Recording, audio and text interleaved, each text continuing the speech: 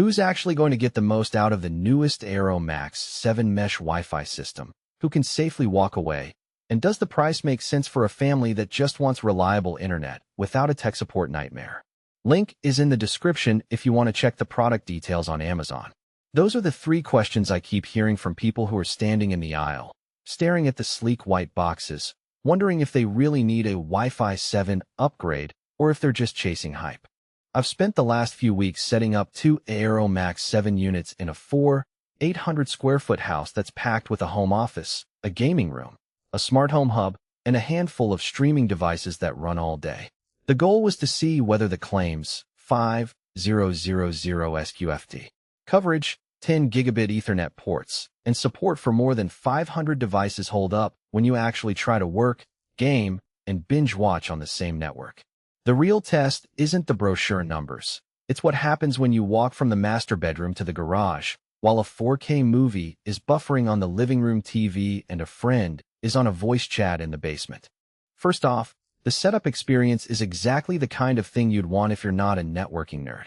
The EERO app walks you through placement, runs a quick site survey, and automatically creates a mesh with its patented TrueMesh software. No manual channel hopping or hidden settings to tweak.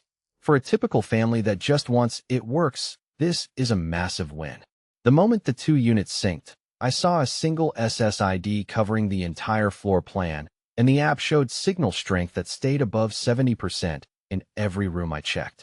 That's the sort of consistency you only hear about in reviews that talk about no dead zones. But I could actually walk with a laptop from the front porch to the backyard workshop and still get a stable 300 megabits per second download speed, even while a 4K stream was running on a separate device. Now, the headline feature that sells the Max 7 is Wi-Fi 7. In theory, that means higher throughput, lower latency, and better handling of multiple simultaneous streams. In practice, the benefit shows up most clearly in my gaming room. I paired the EERO's 10 gigabit Ethernet port with a high-end gaming PC and a PlayStation 5. The wired connection gave me sub 5 ms ping, which is essentially the same latency you'd see on a direct fiber line. The wireless side, using Wi-Fi 7, delivered around 1,200 megabits per second on a laptop that supports the standard, a noticeable jump from the 800 megabits per second ceiling I was hitting with my previous Wi-Fi 6 mesh. If you're a competitive gamer or a creator who uploads 8K footage directly from your laptop, that extra headroom can prevent those frustrating hiccups during a live stream. But the boost isn't universal. Most households don't have a gigabit ISP, let alone a 10 gigabit plan. If your internet connection tops out at 300 megabits per second, the Wi-Fi 7 speed advantage is largely invisible. I ran a speed test on the main router's Ethernet port while pulling a 200 megabits per second download on a phone, and the wireless speed matched the wired speed almost perfectly great, but not a game changer if your ISP can't feed you more data. In that sense, the Max 7 feels a bit like buying a sports car when you only drive in city traffic. The technology is impressive, but the everyday value hinges on how much bandwidth you actually need. The next practical strength is device capacity. The EERO app reports a total of 425 connected devices after I added my work laptops, kids' tablets, smart speakers, a couple of Nest cameras, and a few IoT light switches. The network handled the load without any noticeable slowdowns, and the automatic load balancing kept the bandwidth fairly even across devices.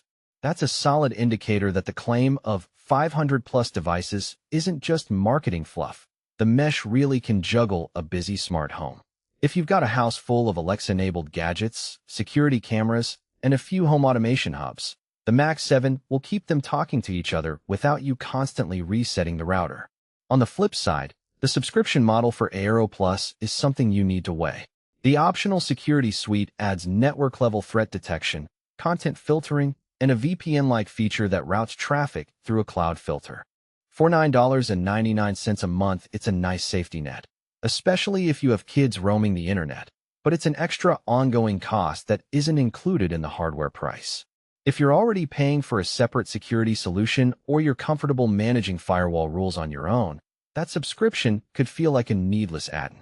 The hardware alone doesn't include any built-in parental controls beyond basic device blocking, so you have to decide if the convenience is worth the monthly fee.